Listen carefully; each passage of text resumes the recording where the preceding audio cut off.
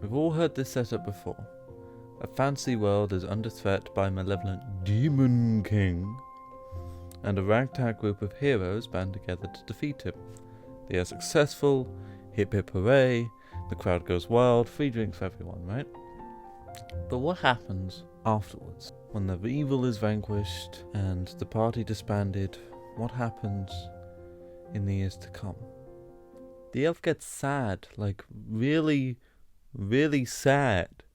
Because all her stupid, squishy human friends die.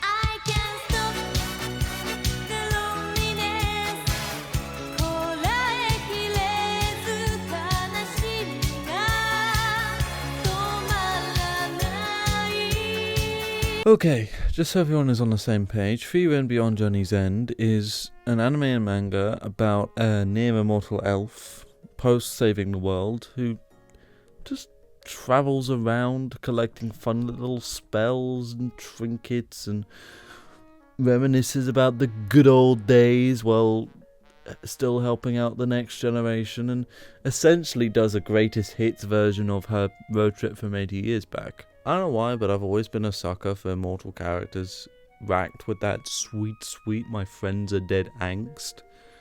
And Frieren's a great example of this. When the series starts, she's relatively apathetic. Her lifespan is a lot longer than any of the other races, so when it's suggested that they go see a meteor shower in 50 years, she's like, I bet, see you in 50. Because for her, that's nothing. That's barely a trip to the shops. But then, when her totally not boyfriend Himmel dies, that's when it sets in for her just how short our lifespans are compared to hers. And it kind of breaks her. Like, up until this point, she's been relatively, reserved, emotionally speaking, and closed off. But for the first time in the series, she breaks down. Full on starts crying, filled with regret that she didn't take the time to learn more about this guy, or just in general spend more time with him. So from this point on, she's motivated to do just that, to meet new people and learn as much as she can about them before she inevitably outlives them. But being autistic, an elf, means she's not great with her emotions, whether that's reading other people's or conveying her own. Having said that, she does show that she cares in her own way. She's got a dwarf friend who likes his grape sour, so she learns a spell that makes grape sour. Or she spends 6 months looking for a near extinct flower that she can plant at her friend's statue. But she tends to be very nonchalant about things, very matter of fact, which can come across to other people as heartless or cold. And this creates this really interesting dichotomy between what she actually feels and how she comes across, how other people see her. If there's one word I would use to describe this show, it would be bittersweet. There's a constant back and forth between the sad and the happy. There's no purely grim, sad bit in this show. There's always a silver lining or a good takeaway from it. And a good example of that is in the first episode, where we're introduced to the original heroes party who defeated the aforementioned Demon King, and are all very cool and amazing and awesome. But then by episode 2, the majority of them are either old and retired or dead of old age, and Frieren is the only one who's still standing. Introducing a whole cast of characters in one episode just to kill most of them off in the next might seem rushed, but honestly it makes sense.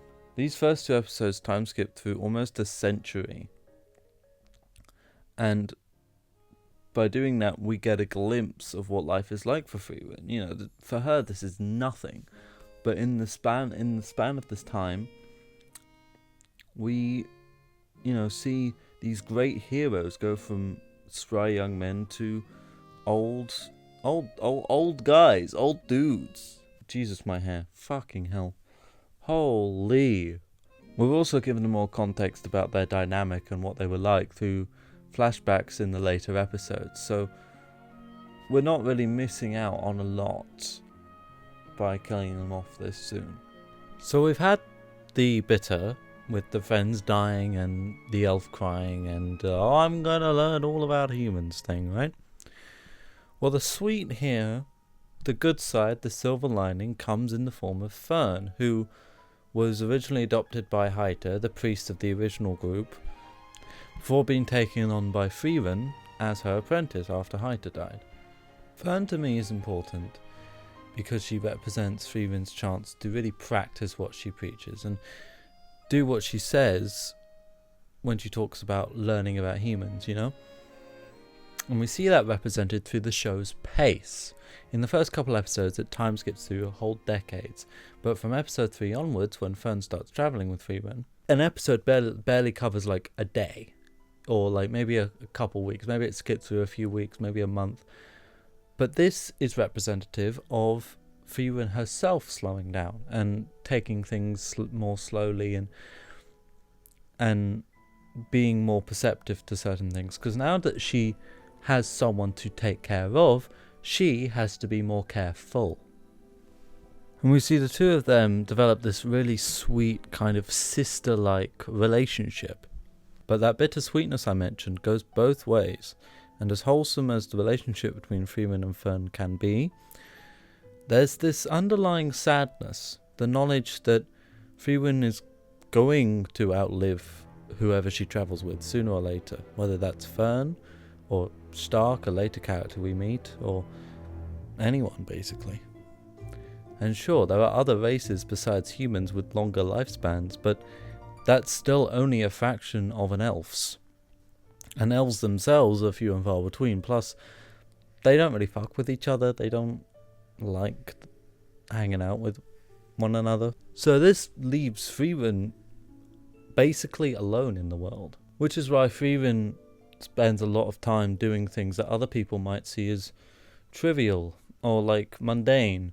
And it's also how we end up with a show that focuses on a lot of things that other fantasy media might gloss over in favour of big bombastic action sequences. But to be fair, when the show does do action sequences, they really go all out, like, holy shit, look at this, bro, look at this, oh my god.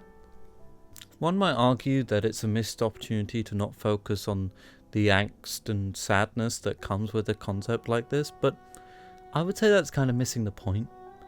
To Frieren, the fleetingness of those around her is just a fact of life, and to dwell on it would be a waste of time.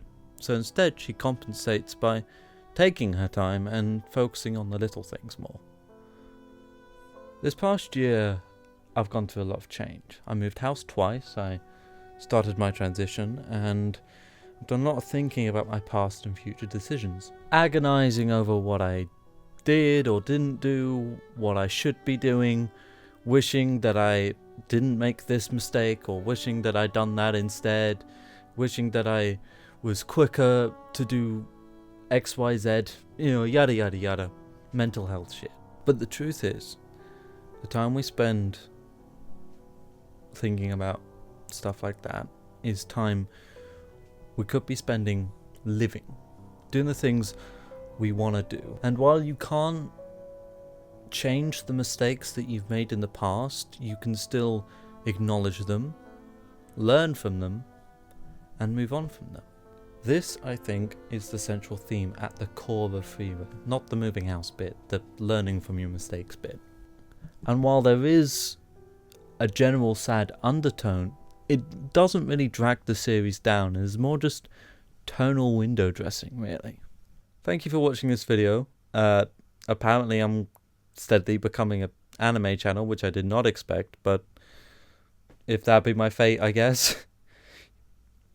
You know, the bit that comes next, you know, subscribe, like the thing on the thing, ring the thing, comment down below about the thing, you know, do all the things, or don't. I do care, I care a little bit.